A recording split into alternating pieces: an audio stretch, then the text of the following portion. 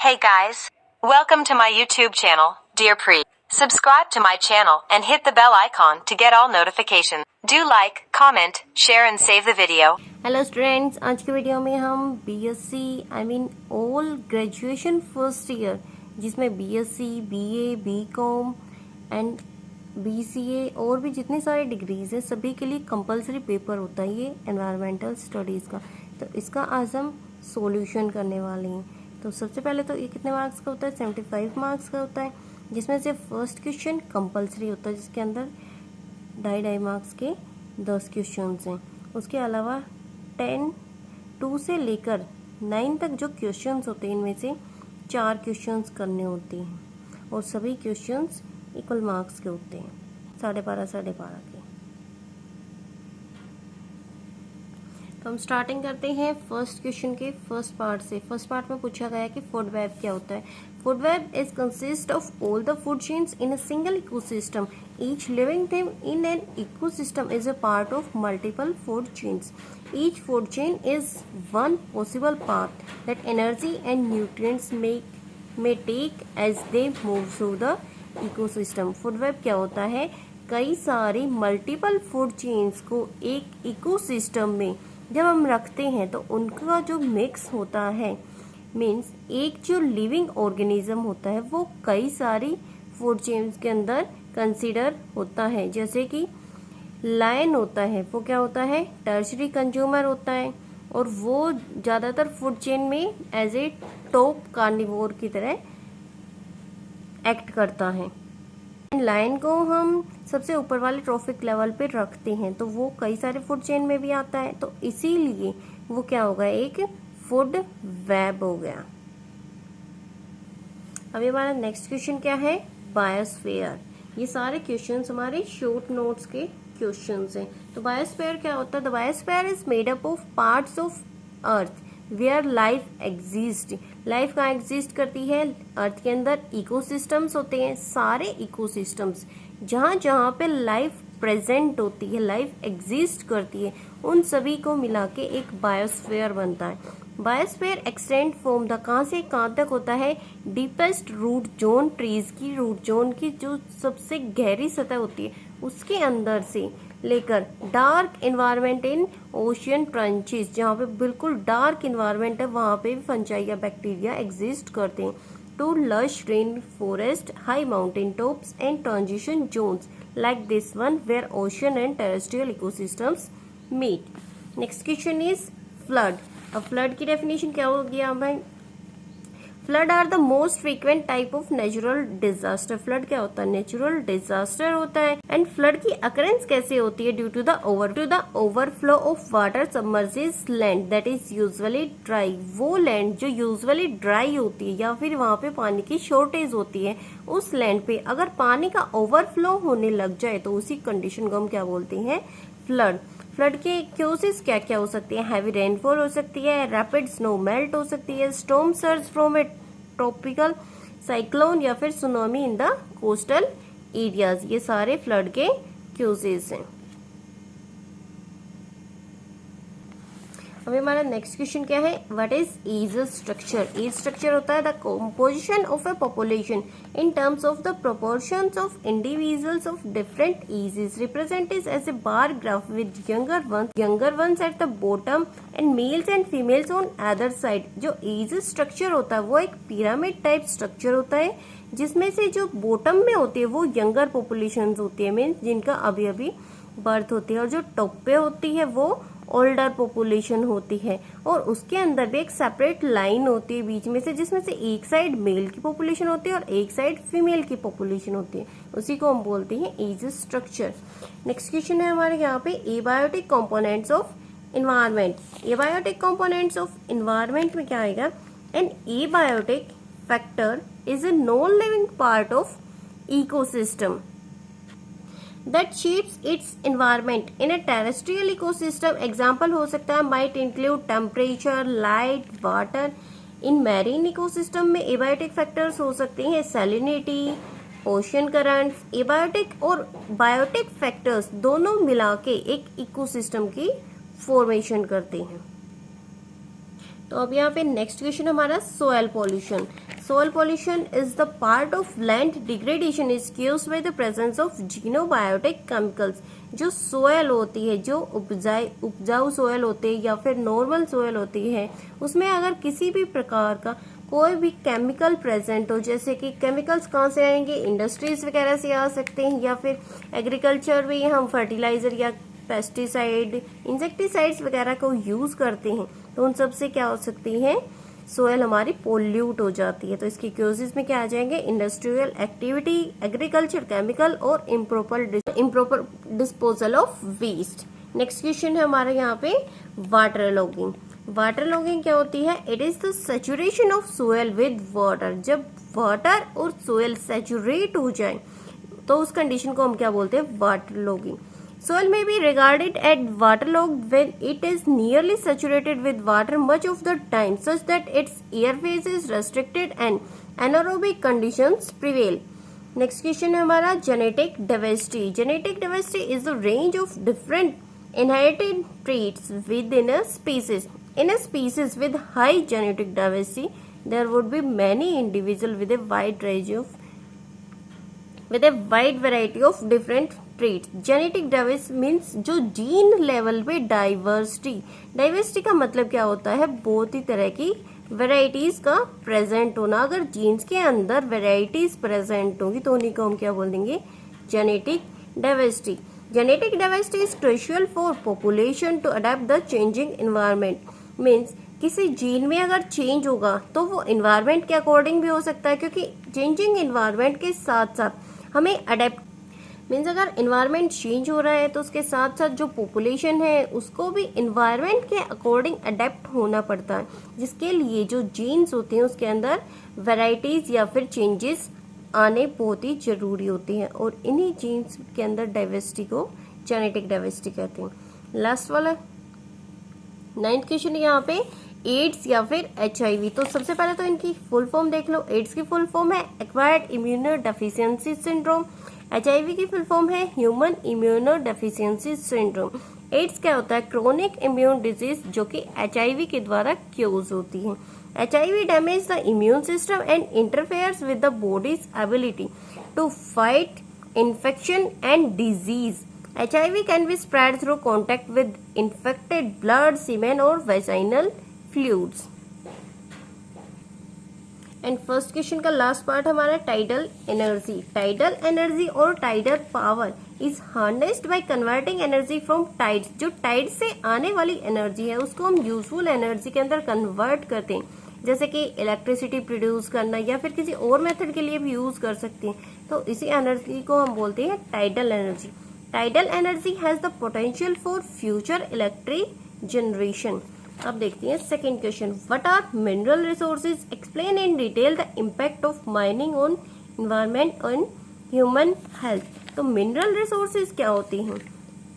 A mineral resource is a concentration या फिर occurrence of solid material of economic interest in और on अर्थ के crust के अंदर भी और उसके ऊपर भी, इन सच फॉर्म जिसमें कि ग्रेड, क्वालिटी या फिर quantity that are reasonable prospects of for eventual economic extraction।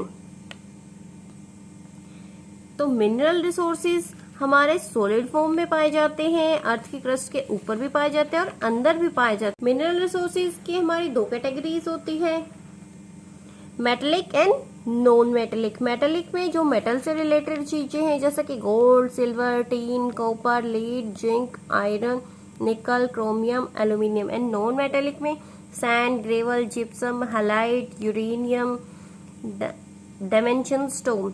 अब इनकी इंपोर्टेंस क्या होती है? Clay is used for pottery, bricks and tiles. Metals are critical in the domains of industry and transportation and electronics. Gypsum is used to make plaster board.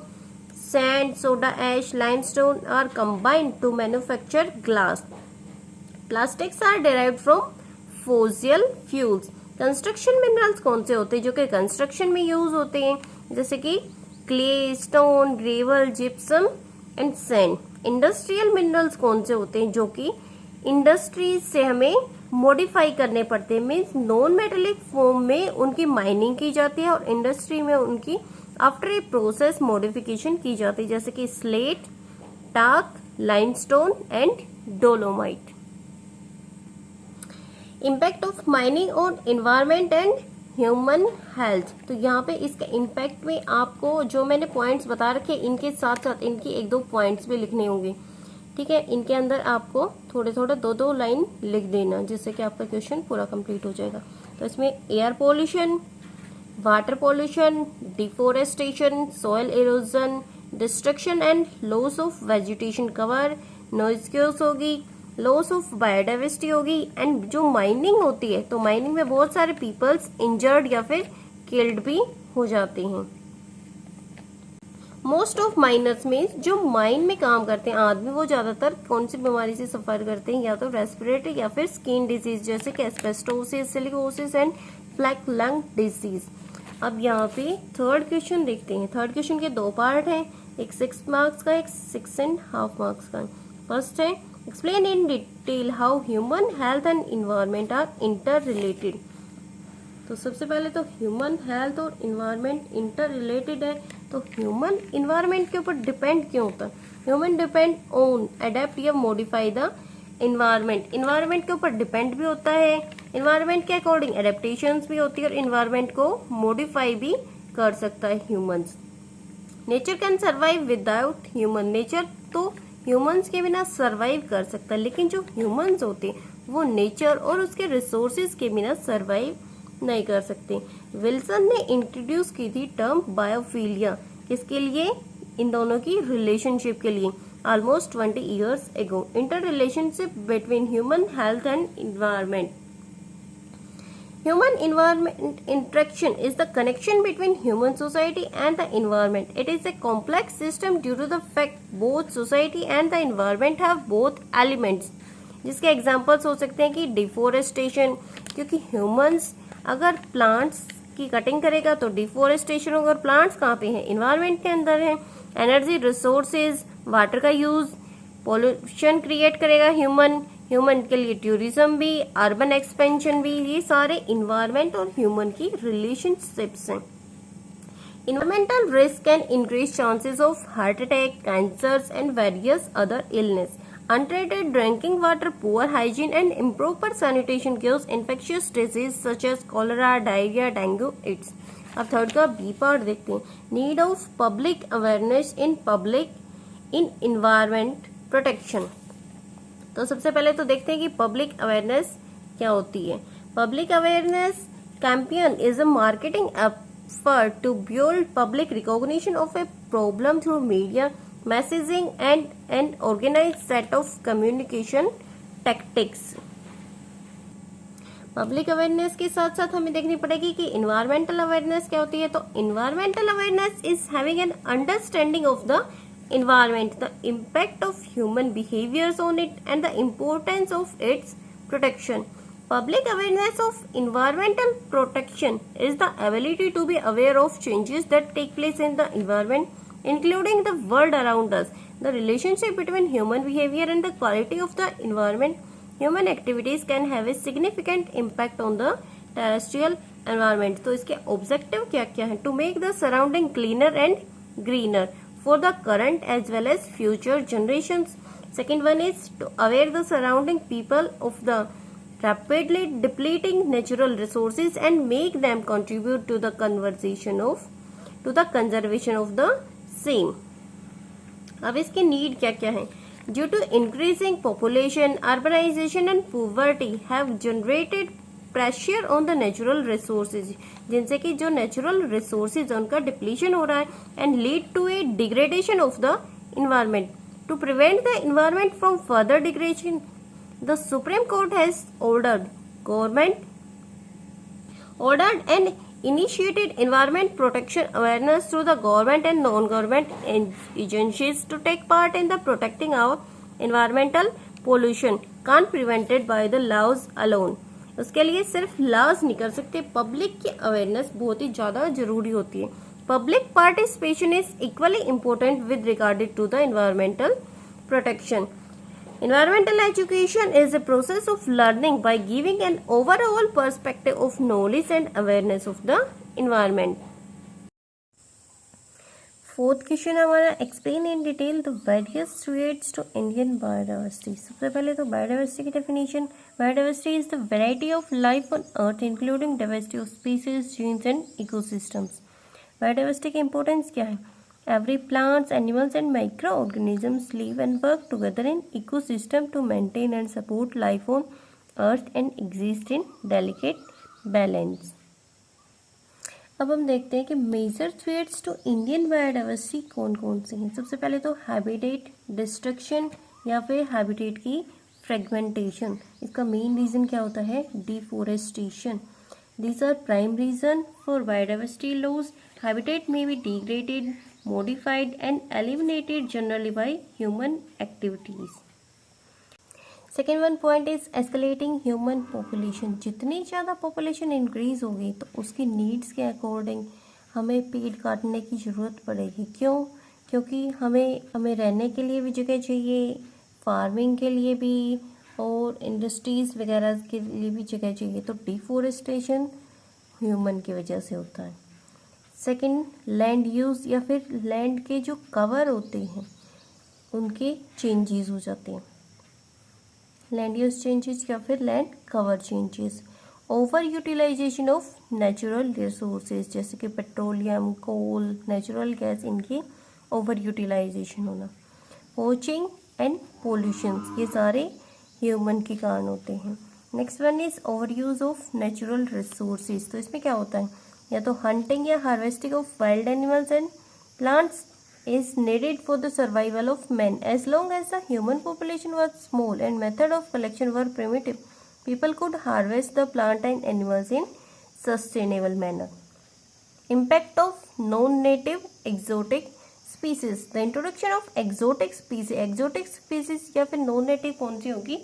जो कि दूसरे country से या फिर दूसरे प्लेस से किसी दूसरे प्लेस के ऊपर लाई गई हो फॉर नॉन पर्पस। जैसे कि हम किसी अच्छी वैरायटी को लाते हैं दूसरी कंट्री से यहाँ पे, जैसे कि गेहूँ हो सकता है, राइस हो सकता है या फिर और भी किसी फ्लावर की वैरायटी हो सकती है, उसके साथ कोई वीड आ जाए, ठीक है, तो वो क्या हो जाएगा? एक्जोटिक स्पीसीज हो जाएगी in that area.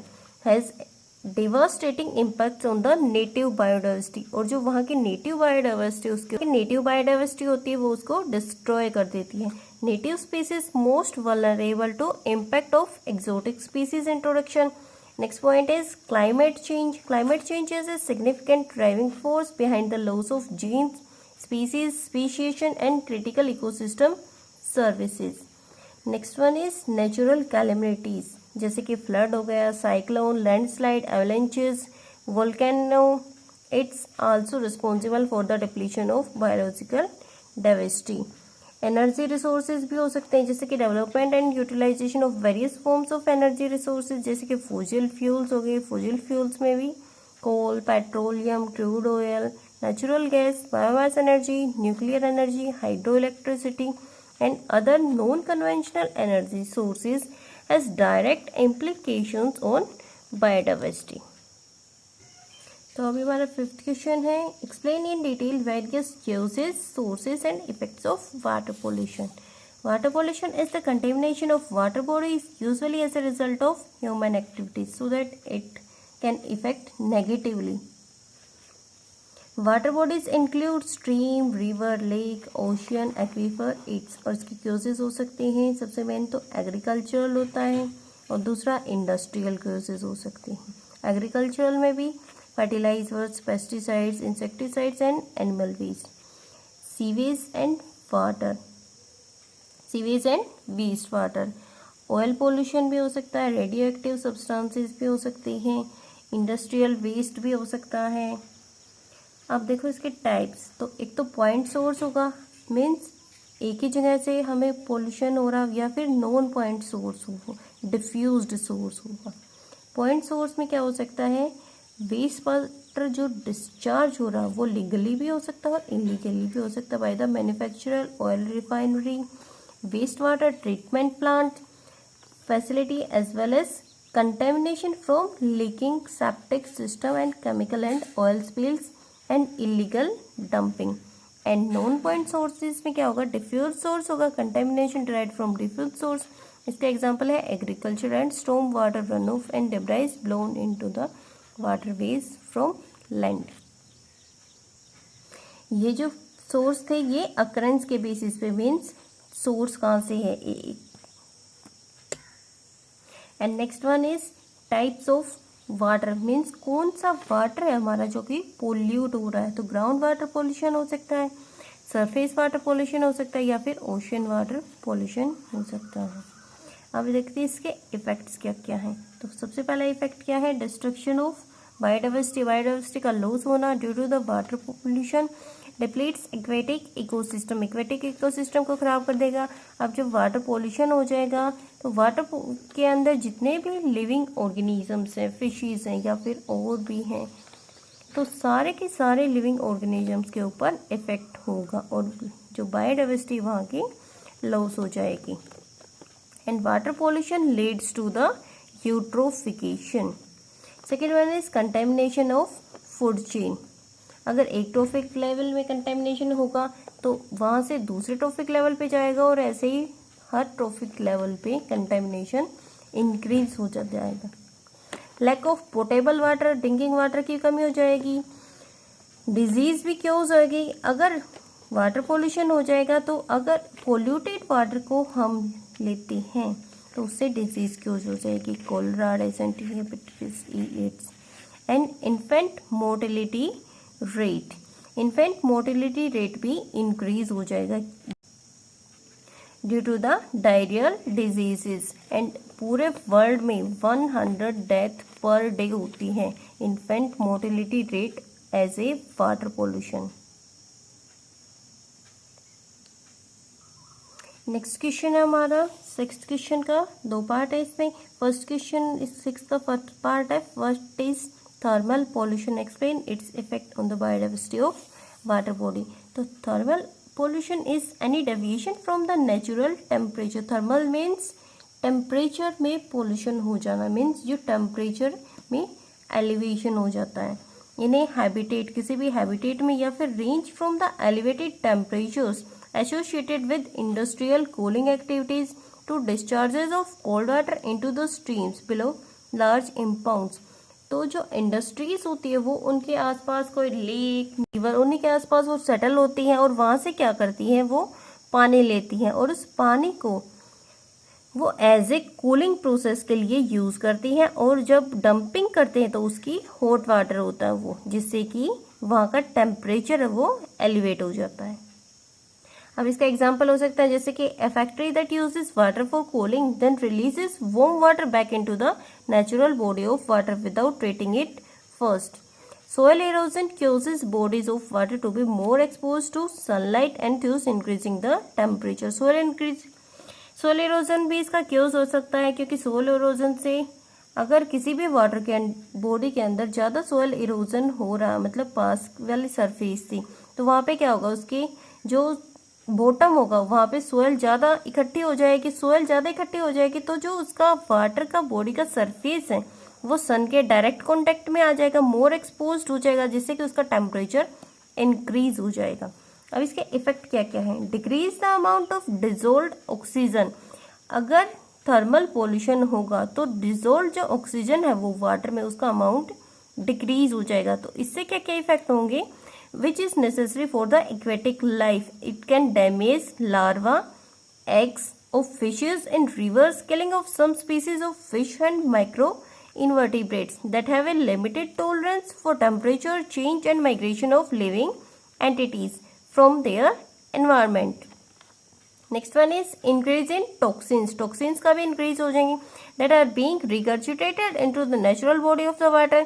These toxins may contain chemicals or radiations that may have a harsh impact on the local ecology and make them susceptible to various diseases.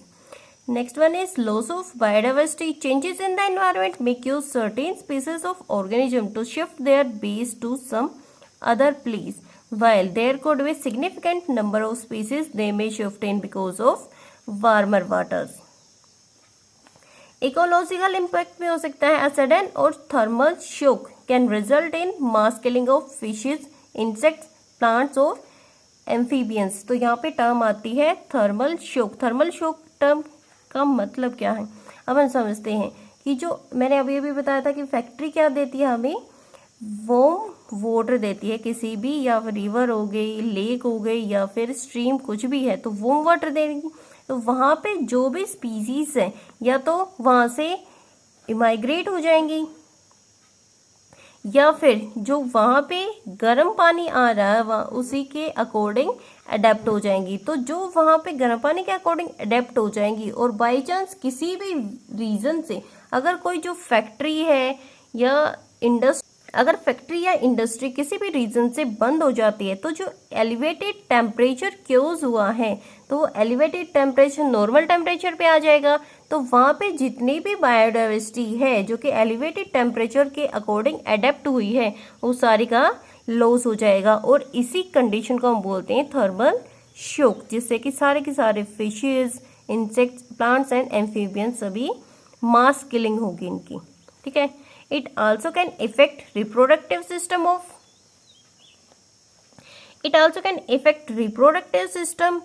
It can increase metabolic rate and it results in migrations.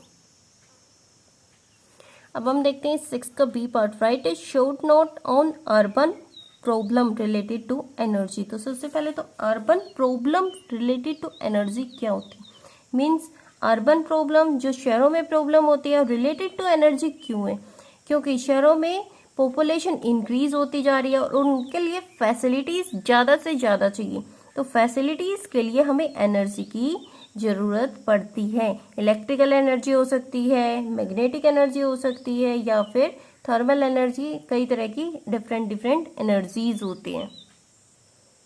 तो urbanization is the process of population moving towards the town and cities, urban areas from rural areas and taking up the cultural and work prevailing in the urban areas. इसके causes क्या क्या हैं? सबसे पहला causes तो है urban sprawl. About 50% world population lives in the urban areas and there is increasing movement of rural folk to cities in search of employment. सबसे main cause तो यही है, employment के लिए जाते हैं। Urban growth is so fast and difficult to accommodate all the commercial, industrial, residential and educational faculties within a limited area. As a result, spreading of cities into suburban and rural areas. This phenomenon is known as urban sprawl.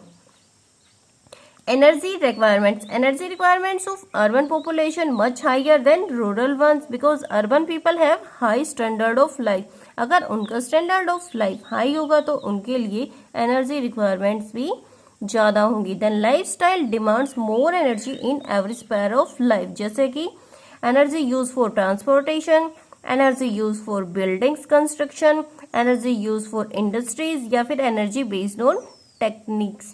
तो transportation भी हो गई। Transportation के लिए क्या होगा, ज़्यादा से ज़्यादा नेचुरल रिसोर्सेज जो है वो डिप्लीट होते जा रही हैं। बिल्डिंग की कंस्ट्रक्शन के लिए, अगर बिल्डिंग कंस्ट्रक्शन के लिए एनर्जी ज़्यादा से ज़्यादा यूज़ होगी तो ग्रीन हाउस जो गैसेज है उनका इमिशन भी ज़्यादा होगा। और ऐसे ही इंडस्ट्रीज से भी बहुत सारे पॉल्यूशंस होते हैं, जैसे कि water pollution, air pollution, thermal pollution भी होता है। इसके अलावा एनर्जी बेस्ड टेक्निक्स में क्या होता है कि जो वेस्ट का डिस्पोजल होता है वो भी ठीक से नहीं हो पाता। And control and prevention of pollution. अब हम देखते हैं कि एनर्जी की मैनेजमेंट कैसे होती है। तो encourage use of low energy content. Low energy content की यूज को हमें इनकरेज करना चाहिए for building materials and agriculture and industrial residues in construction. Speed of commercialisation of renewable energy sources technologies, it's through tax incentive, subsidies and innovative ventures या फिर capital scheme. Promote non-motorized transport and relate it with the public transport system. Energy consumption must be minimized. Impose strict laws, penalties and energy audit.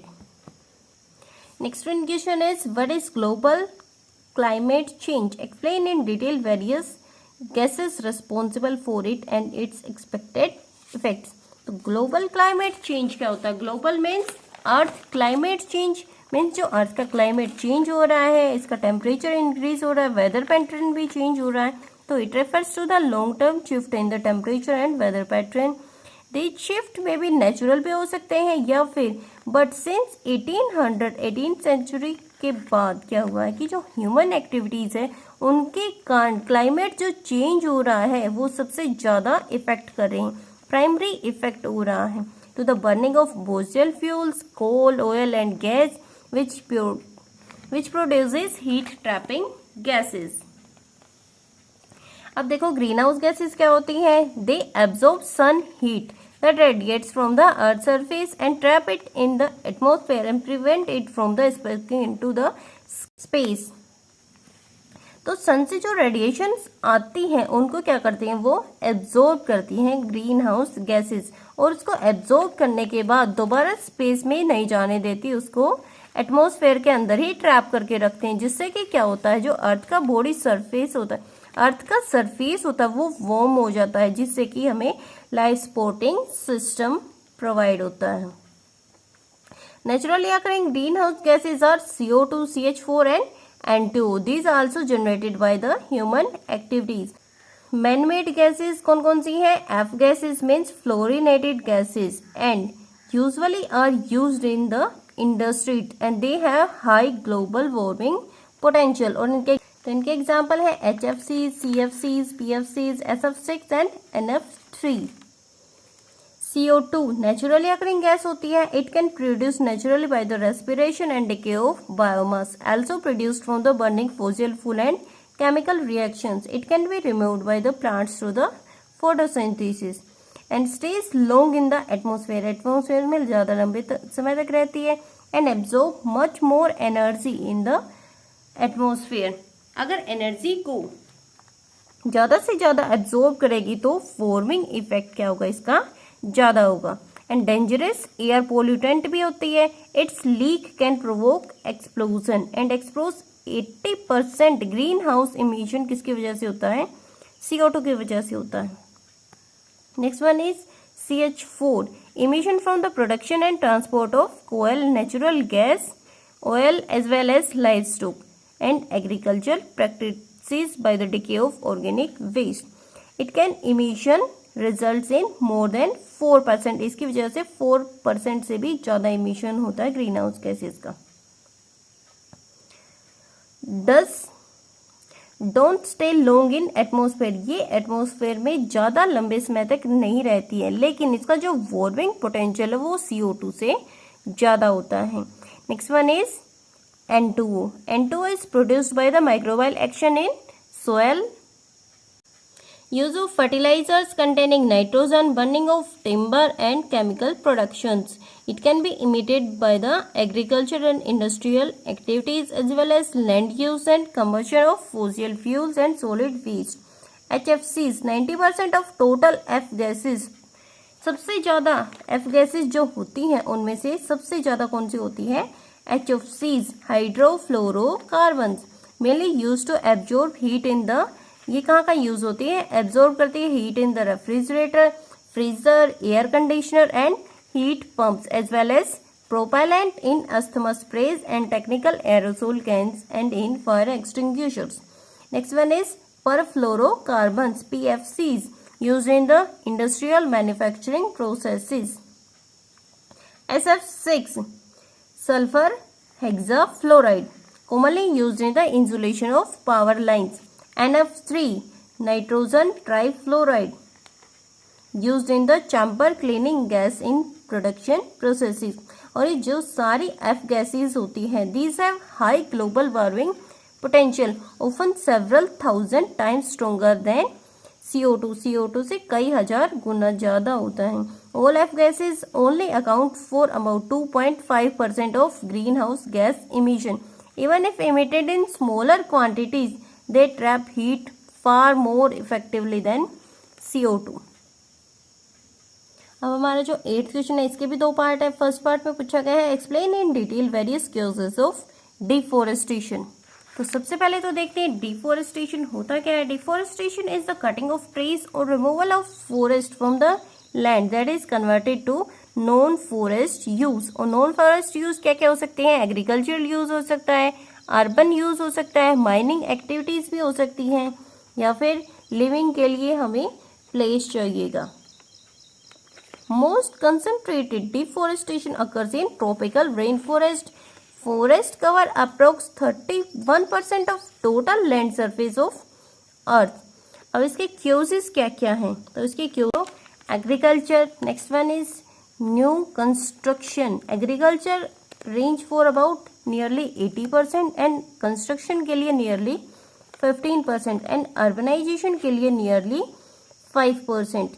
Construction किस किस चीज की हो सकती है? Transformation हो सकती है, ट्रांसपोर्टेशन भी हो सकते हैं एंड एनर्जी जनरेशन के लिए भी हमें कंस्ट्रक्शन करनी पड़ती है. एंड इनके अलावा कुछ और भी पॉइंट हैं, जैसे कि सोयल इरोजन होगी तो भी डिफोरेस्टेशन की यूज हो जाएगी, फॉरेस्ट फायर से भी डिफोरेस्टेशन की यूज होगी. ये दोनों क्या है? नेचुरल क्यूजेस हैं. और इसके अलावा माइनिंग प्रैक्टिसेस भी होती हैं. अब डिफोरेस्टेशन के इफेक्ट क्या क्या है? तो डिफोरेस्टेशन होगी तो सबसे पहले तो बायोडाइवर्सिटी का लॉस होगा, threat to the biodiversity. Next one is अगर डिफोरेस्टेशन होगी तो जो प्लांट्स रूट्स होती हैं वो बाइंड करती हैं सोयल पार्टिकल्स को, तो वहां पे अगर प्लांट्स की कटिंग हो जाएगी तो वहां पे सोयल इरोजन भी क्योज हो जाएगी. क्लाइमेट चेंज हो जाएगा, एलिवेटेड टेम्परेचर क्योज हो जाएगा, may lead to the food insecurity in the future, affect local people and their livelihood and increase CO2 level in the atmosphere and leads to desertification and droughts. तो अभी हमारे देखते हैं 8th का B part क्या है. Explain the need of value education for environmental conservation. तो सबसे पहले तो environmental conservation is the practice of protecting the natural environment by individual groups and government. इसके ऑब्जेक्टिव क्या क्या होते हैं? To conserve natural resources and the existing natural environment where possible, to repair damage and reverse trends. जहाँ पे हम repair भी कर सकते हैं और damage and reverse trends. Value education क्या होती है? Value education involves man making, character building and all aspects of the processes by which teachers transmit values of the student. It has significant role in providing proper direction to youth, to inoculate a positive attitude in them, to teach them the distinction between right and the wrong. It teaches, कैसे teach करती है ये? हमें क्या क्या सिखाती है कि live well कैसे रहना चाहिए, अच्छे से रहना चाहिए, find happiness, make others happy, behave या communicated with others, या फिर manage all kind of people and situations and grow and succeed in right manner. अब हमें किस किस एरिया के ऊपर वैल्यू एजुकेशन में ज़्यादा फोकस करना चाहिए? तो सबसे पहले तो इन्वायरमेंटल वैल्यूज़, क्योंकि इन्वायरमेंट की वैल्यूज़ हैं जो कि आदमी नहीं जानते तो उनके ऊपर ज़्यादा फोकस करना चाहिए. वैल्यूइंग नेचर, नेचर की वैल्यू करनी चाहिए. वैल्यूइंग कल्चर्स, कल्चर्स की भी वैल्यू करनी चाहिए. Social justice, human heritage, equitable use of resources, common property resources and ecological degradation. इन सभी पॉइंट्स के ऊपर बहुत ही ज़्यादा फोकस करने की ज़रूरत है. तो अगर ये क्वेश्चन पेपर में आएगा तो आपको एसईटीज ही लिखना पड़ेगा, ठीक है. एंड लास्ट वन क्वेश्चन है हमारा, explain components and functions of an ecosystem. तो इकोसिस्टम क्या होता है? Ecosystem is a geographical area where plants, animals and other organisms as well as weather and landscape work together to form a bubble of life. Ecosystems contain biotic and living as well as the abiotic factors और non living parts. Ecosystem के अंदर दो parts होते हैं, abiotic and biotic. तो abiotic components कौन से होते हैं? जो कि नॉन लिविंग होते हैं, और बायोटिक में लिविंग होते हैं. एबायोटिक में हो सकता है air, water, soil, wind, sunlight, temperature, nutrients, minerals, altitude, turbidity, humidity, its. And biotic components में क्या क्या हो सकते हैं? बायोटिक होते हैं लिविंग, तो बायोटिक में हो जाएंगे प्रोड्यूसर जो कि ग्रीन प्लांट्स होते हैं, कंज्यूमर्स जो कि सबसे पहले तो प्राइमरी कंज्यूमर हर्बीवोर्स होंगे जो कि ग्रीन प्लांट के ऊपर डिपेंड होंगे, ठीक है. सेकेंडरी कंज्यूमर्स कौन से होंगे? जो कि प्राइमरी कार्निवोर्स होंगे, और जो प्राइमरी कार्निवोर्स होते हैं वो हर्बीवोर्स के ऊपर डिपेंड होते हैं. एंड जो टर्शियरी कंज्यूमर्स होते हैं वो होते हैं सेकेंडरी कार्निवोर्स, और ये डिपेंड होते हैं प्राइमरी कार्निवोर्स के ऊपर.